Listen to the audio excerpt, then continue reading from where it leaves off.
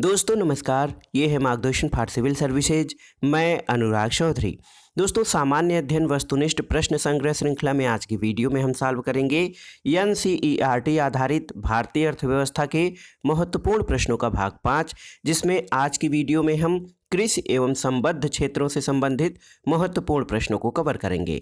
साथ ही वीडियो के अंत में हम प्रमुख कृषि बोर्ड एवं उनके मुख्यालय तथा प्रमुख कृषि संस्थानों के बारे में भी जानकारी देंगे, जो आपके आगामी परीक्षाओं जैसे यूपी पीएससी, यूपीएससी और अन्य राज्यों की राज्य सेवा परीक्षाओं के साथ साथ कॉमर्स और बैंकिंग आदि परीक्षाओं के लिए बहुत ही उपयोगी है। तो आइए शुरू करते हैं आज का वीडियो। भारतीय अर्थव्यवस्था के महत्वपूर्ण प्रश्नों का भाग 5। दोस्तों आज का जो अभ्यास सेट हम सॉल्व करने जा रहे हैं, इसका पहला प्रश्न देखते हैं। प्रश्न है कि भारत में कौन सा कृषि वित्त का स्रोत है, आपको बताना है। ऑप्शन है आपके सहकारी समितियां, व्यापारिक बैंक, क्षेत्रीय ग्रामीण बैंक या उपर्युक्त सभी। तो कृषि वित्त या एग्रीकल्चरल फाइनेंस का जो स्रोत है दोस्तों, इसमें देखिए सभी हैं, चाहे सहकारी समितियां हो, व्यापारिक बैंक हो और क्षेत्रीय ग्रामीण बैंक हो, ये सभी कृषि वित्त के संस्थागत स्रोत हैं। देखिए व्याख्या में जब हम देखेंगे तो दो प्रकार के स्रोत हैं। एक तो संस्थागत स्रोत, जिसमें सहकारी समितियां, पीएसीएस, पीसीआरडीबी, क्षेत्रीय ग्रामीण बैंक जैसे आरआरबी, इसके अलावा अनुसूचित व्यापारिक बैंक और नाबार्ड आदि शामिल हैं। जबकि कृषि वित्त के गैर संस्थागत स्रोतों में दोस्तों महाजन और साहूकार, संबंधी और रिश्तेदार, व्यापारी और जमींदार तथा आढ़तिये आदि शामिल हैं। अगला प्रश्न है दोस्तों, नाफेड किससे संबंधित है? NAFED, नाफेड का संबंध किससे है? ऑप्शन है पशुपालन, ईंधन की बचत, कृषि विपणन या जनजातियों के विकास से। तो सही उत्तर है कृषि विपणन से। दोस्तों नाफेड का फुल फॉर्म होता है national agricultural cooperative marketing federation of India, यानी राष्ट्रीय कृषि सहकारी विपणन संघ। ये अखिल भारतीय स्तर पर कृषि विपणन से संबंधित नाफेड की स्थापना 2 अक्टूबर 1958 को की गई थी और नाफेड का प्रमुख उद्देश्य कृषि और वनोपज का विपणन, संसाधन भंडारण करना और कृषि उपकरणों यंत्रों आदि का वितरण करना है तथा कृषि कार्य के लिए कृषकों को तकनीकी सहायता प्रदान करना है। तो याद रखिएगा, नाफेड का संबंध कृषि विपणन से है। अगला प्रश्न है दोस्तों, हैंडबुक ऑफ एग्रीकल्चर का प्रकाशन किसके द्वारा किया जाता है? तो सही उत्तर है भारतीय कृषि अनुसंधान परिषद, जिसको ICAR कहा जाता है। ICAR यानी भारतीय कृषि अनुसंधान परिषद। दोस्तों हैंडबुक ऑफ एग्रीकल्चर ICAR द्वारा प्रकाशित किया जाता है और इस पुस्तक को भारतीय कृषि का विश्वकोश यानी इंसाइक्लोपीडिया कहा जाता है। इसमें भारतीय कृषि के परिवर्तनशील परिदृश्य को व्यक्त किया जाता है। और दोस्तों हैंडबुक ऑफ एग्रीकल्चर का प्रकाशन जो है पहली बार 1961 में किया गया था, याद रखिएगा। अगला प्रश्न है दोस्तों, 8वीं पंचवर्षीय योजना के अंतर्गत योजना आयोग ने भारत को कितने कृषि जलवायु प्रदेशों में विभक्त किया था? Agro climatic zone. दोस्तों देखिए 8वीं पंचवर्षीय योजना के अंतर्गत योजना आयोग ने भारत को कितने कृषि जलवायु प्रदेशों में विभक्त किया है, आपका प्रश्न है। ऑप्शन है आपके 10, 15, 20 और 25। तो सही उत्तर है ऑप्शन बी 15। दोस्तों 8वीं पंचवर्षीय योजना में योजना आयोग द्वारा 1989 में भारत को 15 कृषि जलवायु प्रदेशों में विभाजित किया गया था और इन कृषि जलवायु प्रदेशों के निर्धारण में उस क्षेत्र विशेष के भौतिक गुणों और सामाजिक आर्थिक विशेषताओं को आधार बनाया जाता है। तो याद रखिएगा, योजना आयोग द्वारा भारत को कुल 15 एग्रो क्लाइमेटिक जोन में विभाजित किया गया है। अगला प्रश्न है दोस्तों, निर्यात के लिए आम की लोकप्रिय प्रजाति कौन सी है? ऑप्शन है दशहरी, लंगड़ा, अल्फांसो या आम्रपाली। तो सही उत्तर है ऑप्शन सी अल्फांसो। दोस्तों निर्यात यानी एक्सपोर्ट के लिए भारत की लोकप्रिय आम की प्रजाति अल्फांसो है। भारत में इसका प्रमुख उत्पादक राज्य महाराष्ट्र है और इसका नाम अल्फांसो पुर्तगाली गवर्नर अल्फांसो द अल्बुकर्क के सम्मान में रखा गया था और भारत विश्व के आम के उत्पादन में प्रथम स्थान रखता है, जो कि कुल वैश्विक उत्पादन का लगभग 40% है। अगला प्रश्न है दोस्तों, दीर्घकालीन कृषि ऋण प्रदान किया जाता है किसके द्वारा?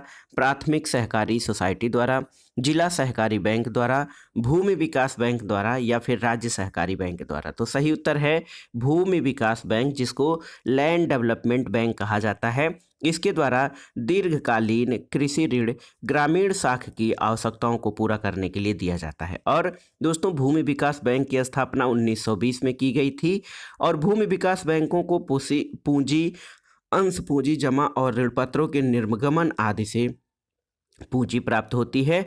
और इनका मुख्य उद्देश्य दोस्तों भूमि विकास बैंकों का भूमि का विकास, कृषि सुधार और कृषि उत्पादकता से वृद्धि को प्रोत्साहित करना है।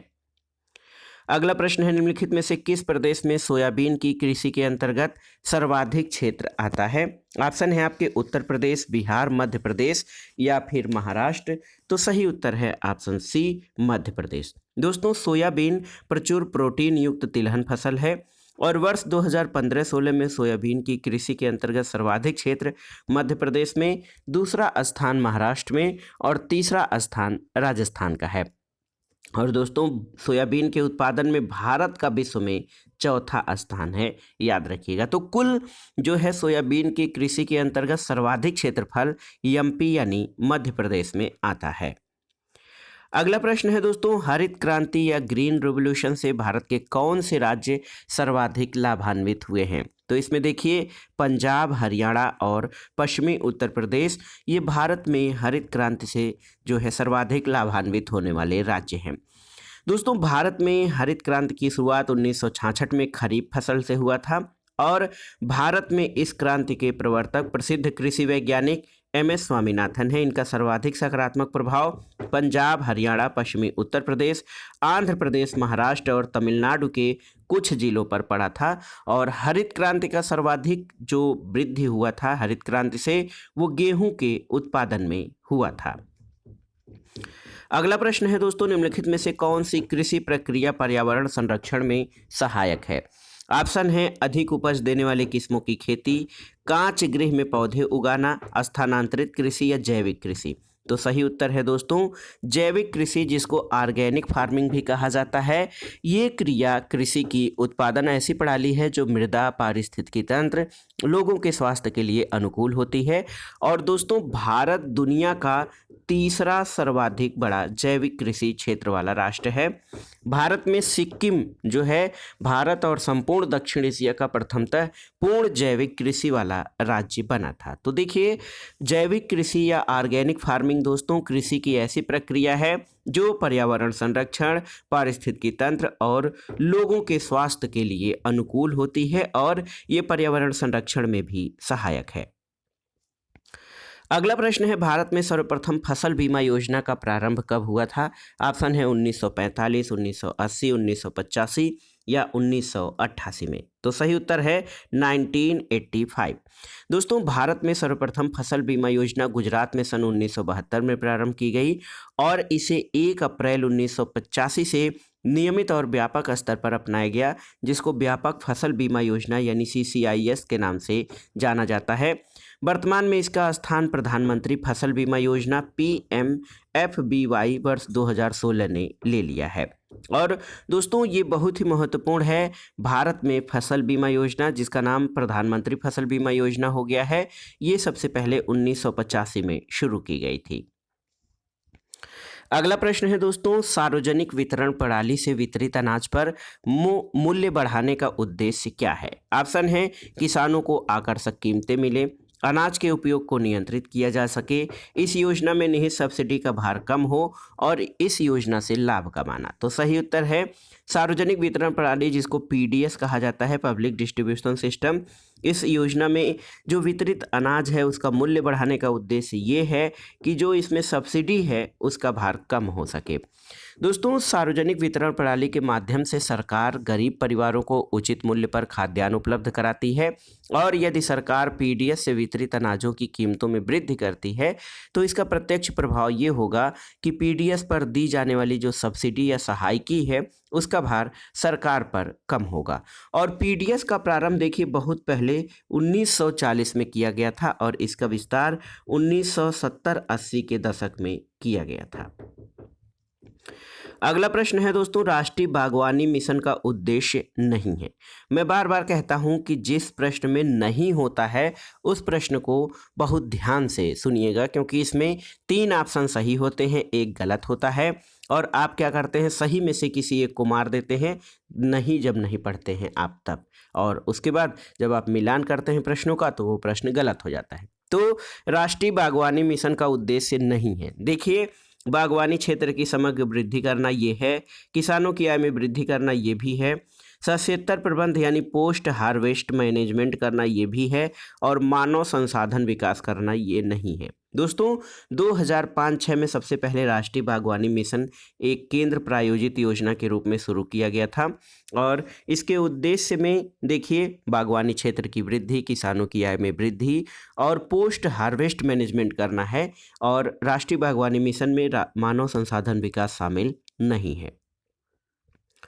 अगला प्रश्न है दोस्तों, किस पंचवर्षीय योजना में कृषि क्षेत्र ने ऋणात्मक वृद्धि प्रदर्शित की है? ऑप्शन है तीसरी, 5वीं, 7वीं या 9वीं। तो सही उत्तर है ऑप्शन ए, तीसरी पंचवर्षीय योजना। दोस्तों तीसरी पंचवर्षीय योजना जो थर्ड 5 ईयर प्लान था, उसमें कृषि क्षेत्र ने ऋणात्मक वृद्धि प्रदर्शित की थी, और सन 1961 से 1966 की अवधि में कृषि उत्पादन की वृद्धि दर -1% दर्ज की गई थी, और ये भारत के लिए युद्ध, अकाल और राजनीतिक अस्थिरता का काल था। अगला प्रश्न है दोस्तों, राष्ट्रीय हार्टिकल्चर मिशन किस पंचवर्षीय योजना में आरंभ किया गया था? आपको बताना है। ऑप्शन है 11वीं पंचवर्षीय योजना, 10वीं पंचवर्षीय योजना, 9वीं पंचवर्षीय योजना और उपर्युक्त में से कोई नहीं। तो सही उत्तर है दोस्तों 2005 में राष्ट्रीय हार्टिकल्चर मिशन प्रारंभ किया गया था, और ये 10वीं पंचवर्षीय योजना था। ऑप्शन बी आपका सही उत्तर हो जाएगा। देखिए, नेशनल हार्टिकल्चर मिशन NHM एक केंद्र प्रायोजित योजना है, और ये 10वीं पंचवर्षीय योजना के दौरान वर्ष 2004-05 में प्रारंभ किया गया था, और इस योजना का उद्देश्य भारत में बागवानी क्षेत्र का विकास करना, उत्पादन बढ़ाना और किसानों की आय में वृद्धि करना था। अगला प्रश्न है दोस्तों, ऑपरेशन ग्रीन का उद्देश्य क्या है? ऑप्शन देख लेते हैं। टमाटर, प्याज एवं आलू का मूल्य नियंत्रण, इसके अलावा अनाजों के मूल्य नियंत्रण, दलहनों का मूल्य नियंत्रण या उपर्युक्त में से कोई नहीं। तो सही उत्तर है दोस्तों ऑपरेशन ग्रीन योजना टमाटर, प्याज और आलू के मूल्य नियंत्रण से संबंधित है। टोमेटो, ओनियन एंड पोटैटो, देखिए TOP, ये बजट वर्ष 2018-19 में टमाटर, प्याज और आलू की कीमतों को स्थिर रखने के लिए ऑपरेशन ग्रीन योजना की शुरुआत की गई थी, और इसका उद्देश्य किसानों को उनके उपजों की सही कीमत, उपभोक्ताओं को उपयुक्त कीमतों पर उत्पाद, और इसके लिए बजट में 500 करोड़ रुपए का प्रावधान किया गया है। तो देखिए दोस्तों, ऑपरेशन ग्रीन योजना TOP यानी टोमेटो, ओनियन और पोटैटो के मूल्य नियंत्रण से संबंधित है। अगला प्रश्न है दोस्तों, प्रधानमंत्री किसान संपदा योजना किससे संबंधित है? कृषि क्षेत्र से, वित्तीय क्षेत्र से, बैंकिंग क्षेत्र से या सार्वजनिक उपक्रम क्षेत्र से? तो सही उत्तर है ऑप्शन ए, कृषि क्षेत्र से। दोस्तों देखिए, वर्ष 2019-20 की अवधि के लिए 6000 करोड़ रुपए की लागत के साथ एक नई केंद्र प्रायोजित योजना प्रधानमंत्री किसान संपदा योजना, जो खाद्य प्रसंस्करण उद्योग मंत्रालय, जो फूड प्रोसेसिंग जो मंत्रालय है उसके द्वारा प्रारंभ की गई है, और इसका उद्देश्य कृषि उपजों की बर्बादी में कमी लाकर प्रसंस्कृत कृषि उपजों के निर्यात में वृद्धि के माध्यम से किसानों की आय में वृद्धि करना है। और इस योजना में कृषि प्रसंस्करण संकुल यानी एग्रो प्रोसेसिंग क्लस्टर के निर्माण का प्रावधान किया गया है। तो प्रधानमंत्री किसान संपदा योजना दोस्तों खाद्य पदार्थों के या कृषि उत्पादों के प्रसंस्कृत उत्पादों के निर्यात से है। अगला प्रश्न है, राष्ट्रीय किसान आयोग का गठन कब हुआ था? National commission for farmers. Option है 2002, 2003, 2004 या 2005 में। तो सही उत्तर है ऑप्शन सी, 2004 में। याद रखिएगा 2004 में राष्ट्रीय किसान आयोग का गठन किया गया था। दोस्तों कृषि वैज्ञानिक MS स्वामीनाथन की अध्यक्षता में राष्ट्रीय किसान आयोग बना था, इसका मुख्यालय नई दिल्ली में है और इसका उद्देश्य किसानों के हितों की सुरक्षा करना है। आयोग द्वारा प्रस्तुत रिपोर्ट में कृषि क्षेत्र में तीव्र और समावेशी विकास पर बल दिया गया है, जो 11वीं पंचवर्षीय योजना 2007 से 2012 का मुख्य लक्ष्य था। तो दोस्तों ये थे आज के कृषि और संबद्ध क्षेत्र से संबंधित महत्वपूर्ण ऑब्जेक्टिव टाइप यानी वस्तुनिष्ठ प्रश्न। अब आइए देख लेते हैं दोस्तों लास्ट में आगामी परीक्षाओं के लिए बहुत ही महत्वपूर्ण तथ्य, प्रमुख कृषि बोर्ड और उनके मुख्यालय। देखिए दोस्तों, काफ़ी बोर्ड इसका मुख्यालय बंगलुरु कर्नाटक में है और आप जानते हैं काफ़ी उत्पादन में कर्नाटक अग्रणी राज्य है। रबर बोर्ड का मुख्यालय कोट्टायम केरल में स्थित है। चाय बोर्ड आपका कोलकाता पश्चिम बंगाल में। तंबाकू बोर्ड का मुख्यालय दोस्तों गुंटूर आंध्र प्रदेश में स्थित है। मसाला बोर्ड कोच्चि केरल में है और राष्ट्रीय मांस एवं पोल्ट्री बोर्ड ये नई दिल्ली में स्थित है। इसके अलावा दोस्तों भारतीय अंगूर प्रसंस्करण बोर्ड ये पुणे महाराष्ट्र में स्थित है और राष्ट्रीय मांस एवं कुक्कुट प्रसंस्करण केंद्र नई दिल्ली में स्थित है। तो एक बार फिर से दोहरा लेते हैं, कॉफ़ी बोर्ड बंगलुरु में, रबर बोर्ड कोट्टायम केरल में, चाय बोर्ड कोलकाता में, तंबाकू बोर्ड गुंटूर आंध्र प्रदेश में, मसाला बोर्ड कोच्चि में, राष्ट्रीय मांस एवं पोल्ट्री बोर्ड नई दिल्ली में, भारतीय अंगूर प्रसंस्करण बोर्ड पुणे में और राष्ट्रीय मांस एवं कुक्कुट प्रसंस्करण केंद्र ये नई दिल्ली में स्थित है। अब इसके बाद आइए देखते हैं प्रमुख कृषि संस्थान और उनकी अवस्थिति। देखिए, राष्ट्रीय मत्स्य विकास बोर्ड ये हैदराबाद में स्थित है। राष्ट्रीय चावल शोध संस्थान कटक में है। भारतीय डेयरी निगम एवं राष्ट्रीय डेयरी विकास बोर्ड ये आनंद गुजरात में है। राष्ट्रीय डेयरी अनुसंधान संस्थान ये आप जानते हैं करनाल में स्थित है। भारतीय गन्ना प्रजनन संस्थान कोयम्बटूर में है। केंद्रीय कॉफी अनुसंधान संस्थान कुर्ग कर्नाटक में है। कॉफी अनुसंधान केंद्र दोस्तों ये चिकमंगलूर में है। जूट कृषि अनुसंधान संस्थान बैरकपुर में स्थित है। केंद्रीय उर्वरक गुणवत्ता नियंत्रण और प्रशिक्षण संस्थान फरीदाबाद में। एक देखिए, टिड्डी चेतावनी केंद्र पाकिस्तानी क्षेत्र से टिड्डियों का आक्रमण होता है, तो इसके लिए टिड्डी चेतावनी केंद्र जोधपुर राजस्थान में बनाया गया है। कृषि विपणन एवं निरीक्षण निदेशालय फरीदाबाद में स्थित है। राष्ट्रीय पौध संरक्षण एवं प्रशिक्षण संस्थान ये आपका हैदराबाद में है। चौधरी चरण सिंह राष्ट्रीय कृषि विपणन संस्थान जयपुर में है। केंद्रीय चारा एवं बीज उत्पादन फार्म हैसरघट्टा में स्थित है। और देखिए, विवेकानंद पर्वतीय कृषि अनुसंधानशाला दोस्तों ये आपका विवेकानंद पर्वतीय कृषि अनुसंधानशाला अल्मोड़ा उत्तराखंड में स्थित है। केंद्रीय कृषि अनुसंधान संस्थान पोर्ट ब्लेयर में है। और देखिए, एक संस्थान है लघु किसान कृषि व्यापार संघ, इसका मुख्यालय नई दिल्ली में है।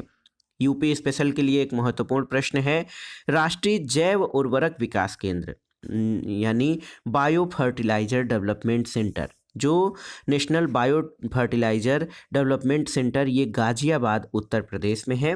और देखिए, डिजीज इन्वेस्टिगेशन लेबोरेटरी ये आपका पुणे में है। पशुओं के स्वास्थ्य से संबंधित पशु स्वास्थ्य एवं पशु चिकित्सा जैविकी संस्थान कोलकाता में है और पशु चिकित्सा और जीव विज्ञान संस्थान आपका बंगलुरु में है। पशु स्वास्थ्य संस्थान जालंधर में है और पशु चिकित्सा जैविकी गुवाहाटी में स्थित है। राष्ट्रीय पटसन एवं संबंधित रेशा अनुसंधान संस्थान दोस्तों कोलकाता में है और भारतीय प्राकृतिक रेजिन्स एवं गोंद संस्थान ये आपका रांची झारखंड में स्थित है। तो दोस्तों ये था आज का वीडियो वस्तुनिष्ठ प्रश्न संग्रह के अंतर्गत एनसीईआरटी आधारित भारतीय अर्थव्यवस्था के महत्वपूर्ण प्रश्नों का अभ्यास प्रश्न पत्र, जिसको आपने सॉल्व किया और लास्ट में आपने आगामी परीक्षाओं के लिए प्रमुख कृषि बोर्ड और मुख्यालय तथा प्रमुख कृषि संस्थानों के बारे में जानकारी प्राप्त की। ये वीडियो आपके लिए कितना लाभकारी है हमें कमेंट बॉक्स में ज़रूर बताइएगा। आपकी तैयारी में ये कितना सहायक हो रहा है इसके बारे में भी हमें कमेंट बॉक्स में लिखिएगा। वीडियो आपको कैसा लगा कमेंट बॉक्स में ज़रूर बताइएगा। वीडियो को लाइक करें, शेयर करें और इस चैनल मार्गदर्शन फॉर सिविल सर्विसेज को सब्सक्राइब करें। वीडियो देखने के लिए धन्यवाद दोस्तों, नमस्कार।